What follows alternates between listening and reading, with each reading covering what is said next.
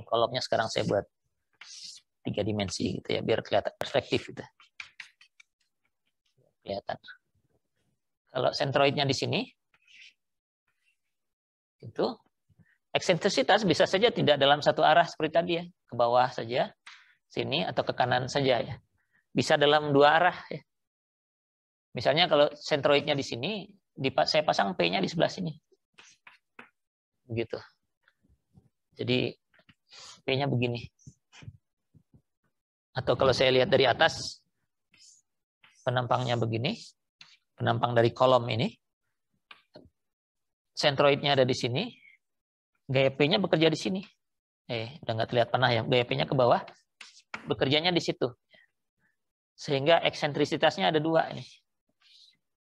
Ini ada eksentrisitas dalam arah apa nih? Kalau ini kita sebut sebagai X, eksentrisitas dalam arah X. Dan ini kalau X-nya ke kiri kanan, Y-nya vertikal, ini jadinya EZ. Eksentrisitas Z, begitu. Ya.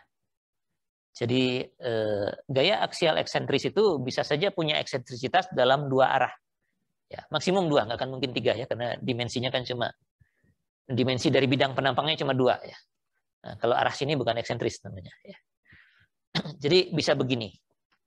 Nah, kalau begini ceritanya, waktu P-nya kita pindahkan ke sentroid, waktu P-nya kita pindahkan ke sentroid, ke sini,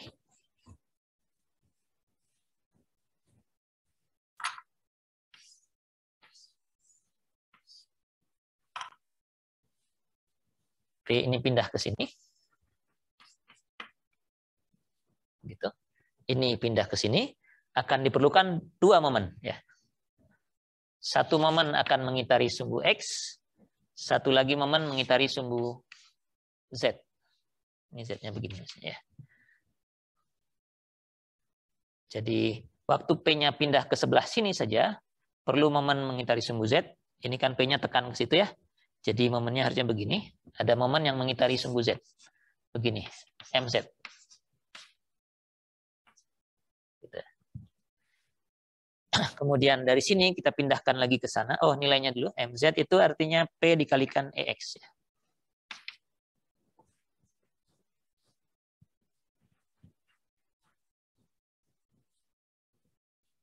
Sebesar P dikalikan eksentrisitas dalam arah X. Kemudian ini kita pindahkan ke sana. Pindah ke sini. Perlu ada momen juga mengitari sumbu X. Di momennya gini. Momennya jadi MX disebutnya. Nilainya adalah P, gaya tekan ini, dikalikan dengan eksentrisitas dalam arah Z-nya. Nah, begitu. Jadi sekarang ada 1 gaya aksial, ditambah dengan 2 momen karena eksentrisitasnya ada dalam 2 arah. Begitu. Jadi kalau di perspektif ini sumbu X, sumbu Y-nya vertikal, sumbu Z-nya ke sini, begitu. Kalau ini saya gambarkan di sebelah sini, bagian atas dari kolomnya saja. Ini sumbu X, ini sumbu Z. Sekarang P-nya sudah pindah ke tengah. Begitu. Tapi karena dia pindah ke tengah, ada momen yang mengitari sumbu Z di sini. Begitu. MZ. Dan momen yang mengitari sumbu X, MX. Ya. Begitu ya. Jadi ini dengan ini kalau di 2 dimensi gambarnya terpaksa begini. Ini tuh maksudnya tarik, keluar, tekan di sini gitu ya. Ini juga begitu, dari sini bawah, keluar dulu baru ke situ. Tapi yang keluar kan saya nggak bisa gambar di papan tulis, yang gambarnya terpaksa begini. Yang jelas arah tarik dan tekannya tetap sama ya. Kalau begini, tariknya sebelah sini, tekannya sebelah sana. Untuk MZ ini tariknya sebelah kanan, tekannya sebelah kiri. Jadi kalau saya punya titik-titik A, B, C, D, nanti tegangannya, di sini aja saya gambarkan karena banyak ya.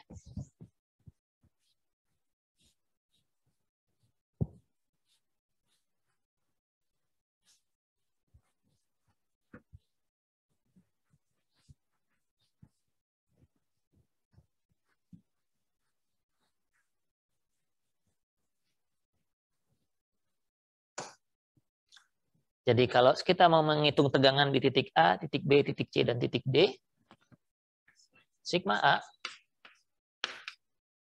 itu mestinya akibat P per A karena P-nya tekan. Itu sama semua. Minus P dibagi luasnya.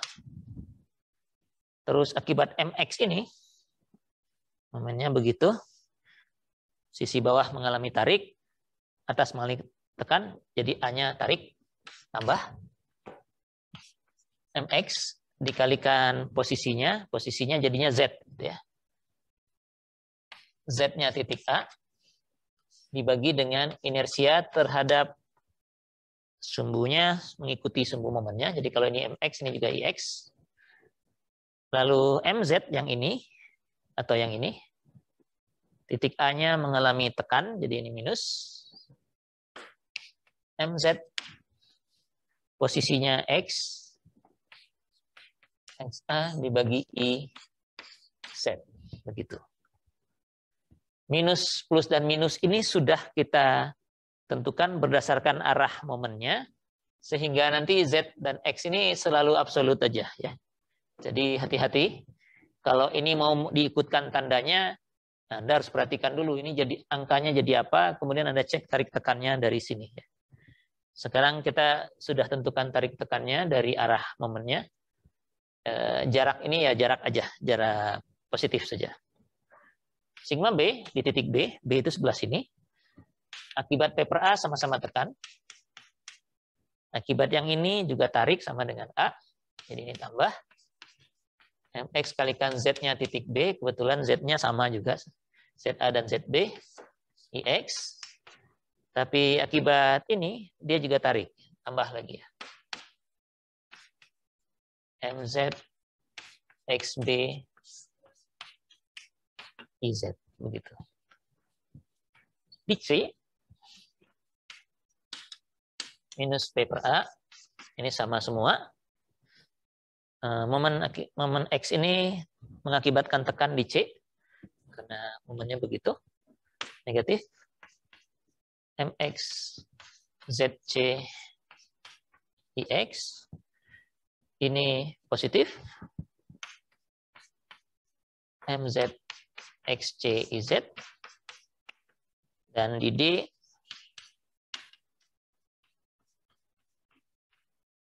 per A, D yang ini, MX dulu, MX ini tekan. MX, ZD, IX, ditambah MZ, tekan lagi, jadi dikurangi. MZ, XD, IZ. Ya. Jadi kombinasinya sekarang satu tekan dan dua lentur.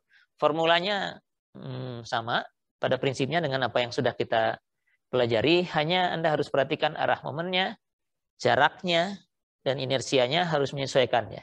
Jadi kalau momennya seperti ini, jaraknya jarak dalam arah ini. Dan inersianya terhadap sumbu ini. Kalau momennya begitu, jaraknya dalam arah horizontal ini, momennya terhadap inersianya terhadap sumbu yang vertikal. Gitu. Tuh, polanya sama semua. Ya. Jadi secara umum, akibat gaya aksial eksentris yang bisa sampai dua arah, formula kita tadi perlu ditambahkan. Gitu ya. Jadi sigma itu mestinya plus minus P per A. Plus minus ini kita lihat dari arah P-nya. Jadi P-nya masukkan saja angkanya, terus lihat. Tarik atau tekan, tinggal masukkan plus atau minus. Terus plus minus M, X. Kalau X dan Z seperti ini, Z, IX.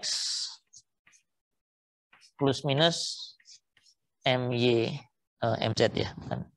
Penampangnya di bidang XZ dalam hal ini. MZ, X, Y, Z. Ya. Gitu. Jadi diperluas formula yang tadi cuma satu aksial satu lentur, sekarang satu aksial dua lentur. Begitu. Contohnya, ya mungkin masih bisa nanti kita kerjakan contoh setelah ini. Saya mau memberikan satu catatan dulu. Ini dari tadi kita punya satu gaya saja ya, P begitu. Kalau gayanya banyak, gaya aksialnya banyak, sebenarnya nggak ada masalah. Misalnya ada satu di sini, P1, ada satu di sebelah sini,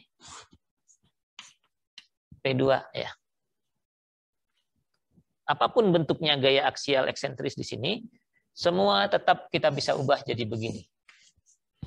Ya. Jadi kalau gaya aksialnya nambah, formula ini sih tetap. Ya. Hanya nanti kalau ini ada P1 dan P2, maka P yang di sentroid ini pasti P1 tambah P2. Karena dua-duanya kan kita harus bawa ke situ. Jadinya ini P1 tambah P2. Yang ini waktu pindah ke sini mengakibatkan MZ dan MX. Yang ini juga begitu. MZ dan MX-nya masing-masing bisa kita gabungkan juga ya.